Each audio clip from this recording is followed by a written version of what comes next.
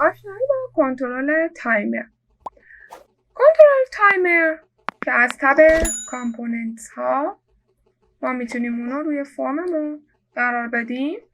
کنترلی هست نان ویژوال. کنترل های نان ویژوال کنترل هایی هستن که درون فرم دیده نمیشن و توسط کنترل های دیگه استفاده میشن و میتونیم ازشون استفاده کنیم. و کنترل های نان ویژوال در این قسمت پایین میان، مثل این تایمر. این تایمر دارای خصوصیات مهمیه. یکی اینتروال که بر حسب میلی ثانیه هست، نشون میده که تایمر هر چند میلی ثانیه فعال بشه. و یکی انیبلی، فعال و غیر فعال بودن تایمر رو نشون میده که به صورت پیشفرض فالس هستش. و تنها یک ایونت داره به اسم تیک که به ازای هر اینتروال تکرار میشه. بریم یک مثال حل میکنیم. میخوام با زدن دکمه استارت لیبل زرمهر حرکت کنه و به سمت راست بیاد و با زدن دکمه استاپ از حرکت متوقف بشه. برای این کار از یک تایمر میخوایم استفاده کنیم. خیلی خوب، سراغ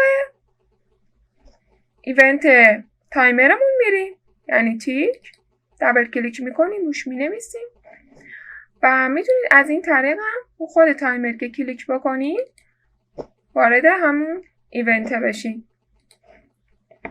بسیار خوب، میخوام بنویسم چی؟ میخوام با توسط تایمر این لیبل من بره به سمت راست. پس مینویسم lbl name dot leftش چی بشه؟ به سمت راست بره. پس باید به لفت اضافه بشه. و توی دکمه استارت می نویسم چی؟ می نویسم تایمر من انیبلش ترو بشه. و توی دکمه استاپ می نویسم تایمر انیبلش چی بشه؟ فال. حالا میریم اجرا. با زدن دکمه استارت با این لیبل حرکت کنه و با زدن استاپ متوقف بشه. خب الان اگه من بخوام سرعت حرکتشو پایین بیارم، باید اینجا بر حسب میلی ثانیه بزنم 1000 میلی ثانیه. الان سرعت کمتر میشه. ببینید لیبل داره حرکت میکنه و با زدن دکمه استاپ از حرکت میسته. اما چیکار کنیم که این لیبل از فرم خارج نشه؟ یعنی وقتی که به دیواره سمت راست فرم من رسید بره به سمت چپ، وقتی به سمت چپ رسید دوباره بره به سمت راست و توی این مسیر تکرار بشه. توی طول فرم من حالت رفت و برگشتی داشته باشه. برای این کار من میام ابتدا به صورت دستی انیبل تایمرمو ترو میکنم و بعد میام به صورت سراسری یک متغیر از نوع بولیان میگیرم که برای اینه که مثلا به سمت راست بره. اولا ترو میذارمش، یعنی داره به سمت راست میره. بسیار خوب، به این صورت انجام میدم.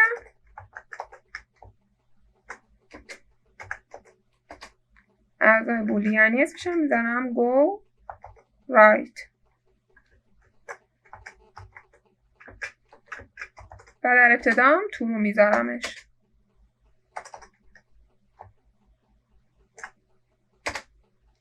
بسیار خوب، حالا توی ایونت تایمرم تیکش به این صورت می نویسم. میگم که اگر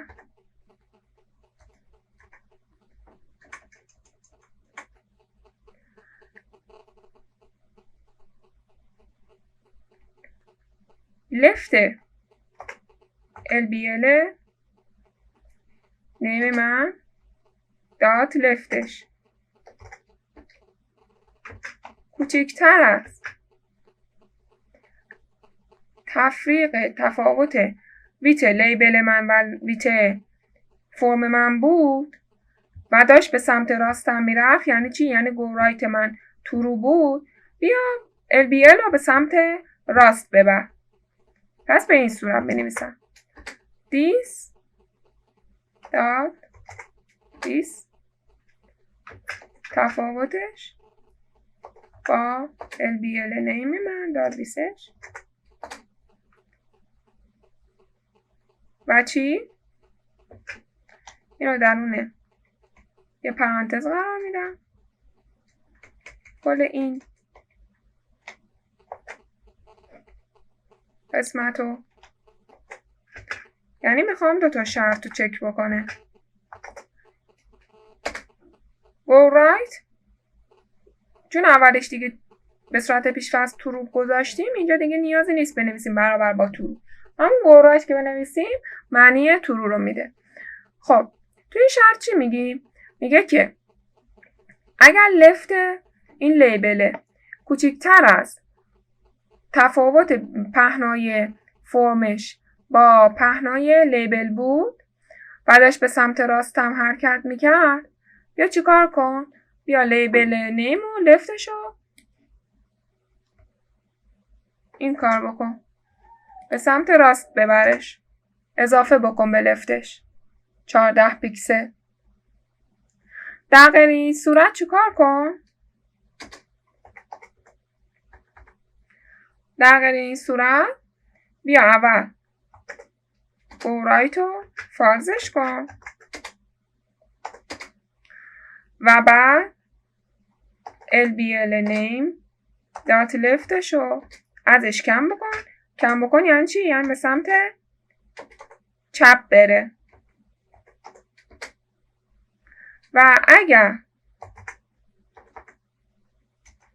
دوباره شرط نیاز داریم، خب میخوام دوباره به سمت راست بره دیگه، الان به سمت چپ میاد، ازش داره کم میشه و به سمت چپ داره میاد، دوباره با یه شرط پشت سرش بلا فاصل بذاریم و بگیم اگه LBL من دات لفتش کوچکتر مساوی بود با 3، یعنی وقتی که همچه اتفاقی افتاد برای لفت، بیا دوباره چی بکن؟ go right رو ترو کن.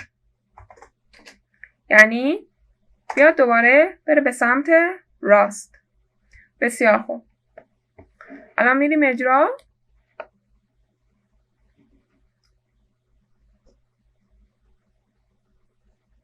چون ابتدا ما انیبل تایمرمون رو ترو کرده بودیم، خودش به صورت خودکار شروع کرد به حرکت.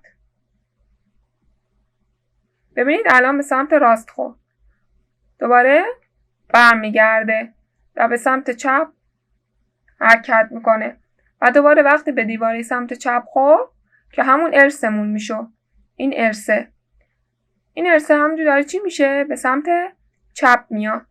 الان چه اتفاقی براش افتاد؟ الان این شرط برقرار شد، LBL لفتش برابر شد با 0 و go right رو ترو کرد و دوباره چیکار میکنه؟ این شرط برقرار میشه و این کار رو انجام میده.